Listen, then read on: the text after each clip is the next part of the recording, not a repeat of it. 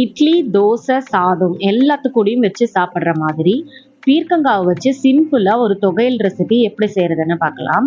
இதுக்கு ஃபர்ஸ்ட் அடுப்பை பற்ற விட்டு கடாய் வச்சுட்டு எண்ணெய் ஊற்றி சூடான உடனே ஒரு காஞ்ச மிளகா 2 பச்சை மிளகா போட்டு வறுத்து தனியா எடுத்து வச்சுக்கோங்க. ஒரு துண்டு இஞ்சி, கொஞ்சம் புளி, ஒரு கட்டி பெருங்காயம் இது எல்லாத்தையும் போட்டு நல்லா வறுத்து அதையும் தனியா எடுத்து வச்சுக்கோங்க.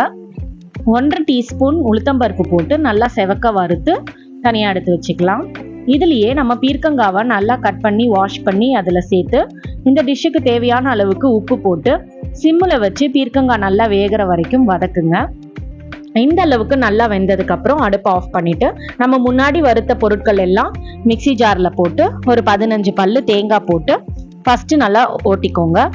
அதுக்கப்புறமா அது கூடவே நம்ம வதக்கி வச்சிருந்த பீர்க்கங்காவையும் போட்டு நல்லா நைஸ் பேஸ்டா அரைச்சி எடுத்தா நம்மளோட பீர்க்கங்காய் தொகையல் ரெடி.